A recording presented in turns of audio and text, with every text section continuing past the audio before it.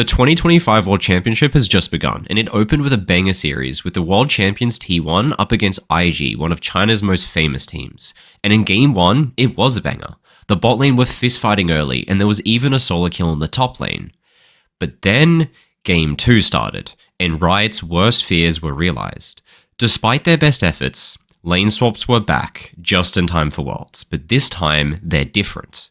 T1 had their ADC laning solo top lane level 1, while Rakan laned with the top laner Cassante in bot lane. Then in Game 3, IG did it back to them with Smolder laning top solo and Leona Rumble bot lane. And worst of all was Game 4. T1 again sent their ADC top lane solo, while bot lane left with the most disgusting duo of all time, Ornn Lulu. So what the hell is happening here? Well, lane swaps aren't a new thing, and Riot has done everything they could to prevent them for years now. They started by making top towers take reduced damage early, going as extreme as to make top tower take 85% less damage in the patch just before last year's World Championship. Yet pro teams still did level 1 lane swaps last year at Worlds in over half of the games played in the tournament. So Riot came up with the insanely controversial lane swap detected mechanic, which literally caused the top tower to deal thousands of damage per attack, literally one-shotting everything, including champions, which finally stopped lane swaps for good. Yet here we are, at yet another World Championships with teams doing lane swaps yet again, despite Riot taking the most drastic measures to stop it. But this time, it's different. This version of lane swap strategy the pro teams are using is different to anything we've ever seen before. It utilizes flaws in the lane swap prevention mechanics that Riot implemented. It takes advantage of the game's catch-up mechanics, and interestingly, it will likely become a much more common occurrence this World Championship because of the new fearless draft system that was implemented. So let's break down exactly what is going on here. What is this new lane swap strategy? How does it work? Why do teams do it? And why is it one of the most genius strategies ever invented in League's history? All of that will be answered in this video, but first, I've got something really cool I gotta talk to you guys about. Guys, I think I finally made it as a YouTuber with this one, because this video is sponsored by Raid Shadow Legends. Raid Shadow Legends is partnering with Paramount to bring the most radical crossover, Leonardo, Donatello, Raphael, Michelangelo, April, and Shredder to the game as legendary champions, so you can live out your nostalgic childhood fantasies. So thanks to Polarium for sponsoring this video, and again a special thanks to Paramount as well. Now, I grew up watching the Ninja Turtles. As a kid, I loved Michelangelo, for a very simple fact. My favorite color is orange, which is probably a pretty inspiring fact with the branding colors for this YouTube channel. Well, now you can recruit him in-game. Until November 21st, you can get your hands on champions, first starting with Michelangelo. Just log in for the first 7 days and you'll unlock this legendary turtle who spreads debuffs, taunts enemies with trash talk, and dodges their attacks. Plus, you can fuse Donatello, a top support who heals allies and reduces cooldowns, summon Leonardo, Raphael, April, and Shredder through the limited time event, and challenge Shredder in the event dungeon to earn the exclusive Chronophage gear set. Right now, you can collect all 6 Teenage Mutant Ninja Turtle champions to unlock a special bonus reward, so head on down now and follow my link in the video description below or in the pinned comment. And as a small bonus for you, you can use the promo code UDKING to unlock the Ultimate Death Knight or any of these other legendary promo codes as well. And again, thank you so much to Raid Shadow Legends for supporting me in making this video. Alright, so what's up with these lane swaps? Well, the first reasons for doing them is the boring one that most people already know about. Lane swaps are a way to avoid a difficult lane matchup. In Game 2, Keria is playing Rakan into Caitlyn Karma. This matchup is so bad for Rakan that if my coach drafted me this in a scrim, I would refuse to play until we did a redraft. It is truly unplayable in the early levels. So T1 elects to go for a lane swap, putting their ADC Misfortune top lane and laning Rakan with Cassante bot together. But how is this an improvement? If playing MF Rakan is unplayable into this, how is playing Cassante Rakan even better? It should be worse if anything, right? Well, sort of. Cassante can opt to take the ultimate cuck setup, Doran Shield, Second Wind, and Teleport. So even though the matchup is strictly harder, he has a lot of inbuilt sustain that he can use in order to survive the early levels of lane because he has so much healing. Well, that is until Wave 3 of the game. At Wave 3 in the game, Keria on Rakan just leaves. He just walks mid lane. Then he walks top lane, and he walks back to mid, hangs out in the jungle for a bit. Keria is basically doing his best cosplay of River Shen. He's just running around pointlessly between lanes for like 3 or 4 minutes straight, getting no XP. Meanwhile, this poor Cassante is just getting absolutely destroyed 2v1 for like 5 minutes straight. At 5 minutes into the game, He's down 3 turret plates and 20 CS, and T1 has traded literally nothing. But this is what T1 wants, because Cassante is getting solo XP, and so is the Misfortune alone in top lane. You see, the main idea behind these lane swaps is to essentially have 3 solo lanes, with all of your carries benefiting from solo XP, since no one has to share with the support. No game better describes this than Game 3. The AD carries in this game didn't actually see each other until they were 9 minutes into the game, and when they finally did meet, the Smolder who was left solo top lane was an entire 2 levels higher than his counterpart. All of this despite the fact that Yunara had 5 kills worth of bonus XP over him, yet he still managed to outlevel her twice. Now, if you're observant here, you might have noticed that if you look at the supports, Leona is also 2 levels lower than the Renata. So you might think this XP lead doesn't mean anything, right? The level difference between the ADCs is compensated for exactly by the level deficit on the supports. Yeah, that's true. Well, at least it is true until you factor in the way that catch-up XP works. Now there are 2 catch-up XP systems we need to talk about here. One for champion takedowns and one for minion takedowns, and they work in a similar way. When you assist in a kill of a champion, you are rewarded 20% bonus XP for every level lower than the champion you assisted in killing. And at the same time, you can be penalized, receiving 20% less XP for every champion level higher than them you are. The bonus XP you get for nearby minion kills works in a similar way, but it uses average champion level of the game as the reference point instead.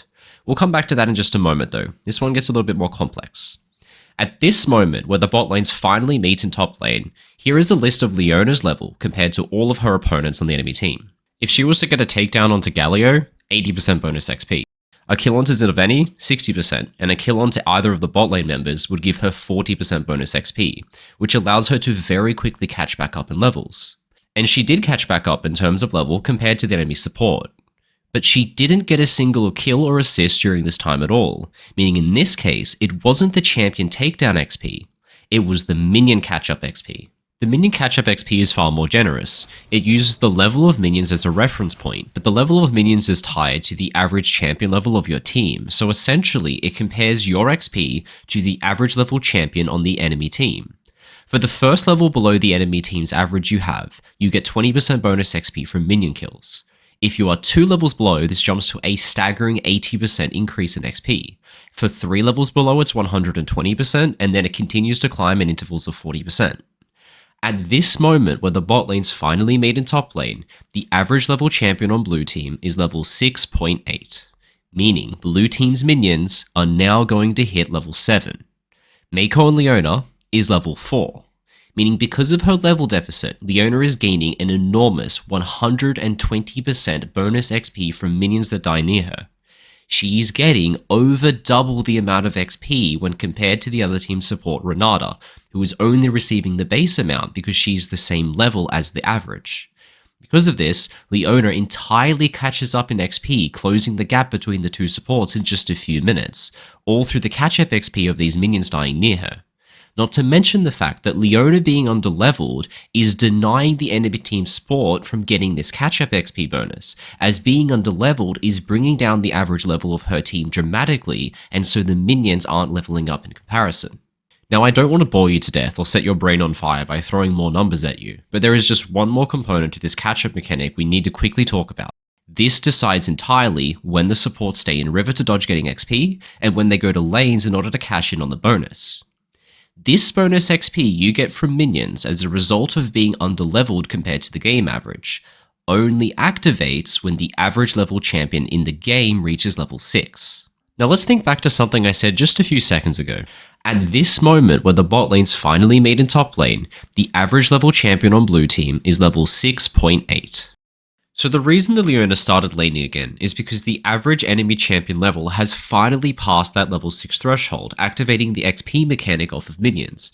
And it's not by coincidence. In game 1 when Keria was playing Rakan, the same Rakan I made fun of earlier in the video because I referred to him as playing River Shen, when he decided that he was sick of playing River Shen, he decided to actually go lane with his ADC to get some XP. And at the moment where he got to lane, the average level of the enemy team's champions was level 6.2. Carrier was intentionally dodging XP up until the catch-up mechanic activates at level 6, at which point he cashes it in by going to lane and getting XP. And it is really easy to know when you're in game when this happens because it's based off the level of the enemy team's minions. All you have to do is click on the enemy team's minions and look at the level. If they're level 6 or above, it's time to cash in on double XP you're now getting. Just look at how much XP I get from one level 6 minion wave due to the catch-up XP. This cannon minion alone gives me literally half a level worth of XP from one minion. And this is the genius of the new lane swap era. With 3 solo laners, your entire team can get ahead in levels compared to their opponent at the sacrifice of your support's levels. But then your support can just wait till the minions hit level 6 and they suddenly get double XP, slingshotting them back in line with the game's average, and now that they're caught back up in levels, all that's left is 3 over-leveled solo laners that you had all early game. So the strategy isn't really a lane swap at all. It's an abuse of the game's catch-up mechanics where we actually just have 3 solo laners. The only reason it looks like a lane swap is because if one of your 3 solo laners is going to have to lane bot lane in a 2v1, should it be the vulnerable ADC champion, or should it be the mega tank Cassante with overtunes, runes, and items that give near infinite health regeneration? Of course, it's the tank, so we put them bot lane, and thus it looks like a lane swap. This aligns really well with situations where the lane matchup is bad as well, since the strategy also allows you to entirely dodge difficult laning matchups. But one of the cool side effects you'll see is supports taking advantage of the Rune Unsealed Spellbook. Unsealed Spellbook is a payoff keystone. It allows you to swap your summoner spells for other ones in the mid game, which provides massive utility in the mid and late game. The problem with this rune though, is it does nothing for 6 minutes. No really, for the first 6 minutes of the game, you're playing without a keystone if you take it. But with this weird pseudo lane swap strategy, the support doesn't lane at all for the first 6 minutes, and so they can just get away with taking it because there's no downside anymore. Carrier took the rune on Rakan in Game 2 when they did the lane swap. Both supports took it in Game 3, and the Nautilus took it again in Game 4. Okay, so we know how this works now, but let's talk about the exact execution of how it's done so you can track it when you watch the games. Okay, so usually the support starts by laning bot lane until they can get level 2. That way they can unlock enough abilities to become actually useful before they run around like a maniac. After 2 wave, once they get level 2, it's time to leave bot lane and get outside of XP range so that their teammates can get their solo XP. This is when they usually start roaming to mid. Now the lane swap detector mechanic we talked about earlier in the video deactivates in mid lane earlier than it does in top lane. In top lane, it's active until 4 minutes in, whilst in mid lane, it's deactivated once the clock hits 2 minutes 15. 2 minutes 15 is the 3rd wave of the game, so most of the time you're going to see the support rock up mid lane to gank just after this 2 minutes 15 timer, because the lane swap detector mechanic is deactivated in mid lane now. Now if you're a support and you just got your level 2 and now it's time to go hang out in the river, well, you can't gank top lane because the lane swap detector mechanic is still active there. And you can't gank bot lane because it would just be a 2v2, which is not likely to be a winning fight for you. You're literally level 2. That means that the only place that you can really gank is going to be mid lane. So that's what they do. Supports sit in the river, close to mid, and just repeatedly gank mid over and over between the timers of 2 minutes 15 and 4 minutes because it's the only lane they can enter. Once 4 minutes hits though, you can now go top lane without triggering the lane swap detected in that lane as well. So supports will start ganking top lane too. They then repeatedly run up and down the river, repeatedly ganking mid and top, all the way up until the minions hit level 6. When they see the minions hit level 6, they can finally begin playing the game normally again, focusing on XP for a few more minutes until they can catch back up in levels now that they've got that bonus active. Love it or hate it, this strategy is going to become more common at this World Championship as well, all because of everyone's favorite new feature, Fearless Draft.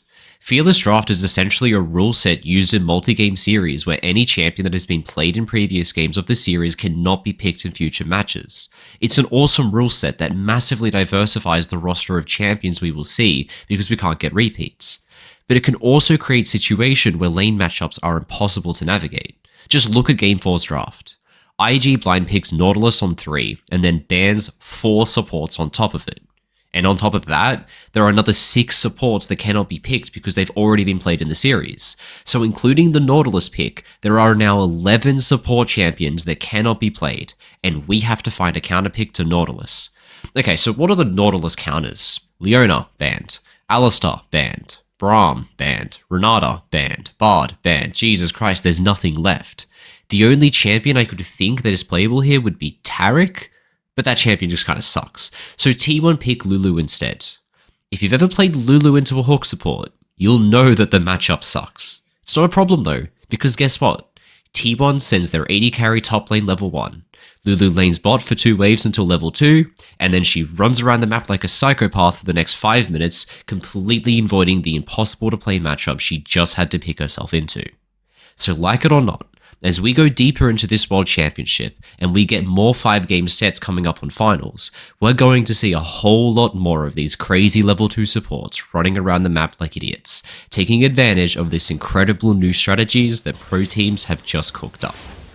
Now a final thank you to Raid Shadow Legends for sponsoring the video, and remember to head down to the video description in order to check out this awesome Ninja Turtle event that they've just dropped. Thanks for watching, if you enjoyed go subscribe to my channel, and I'll see you guys in the next one.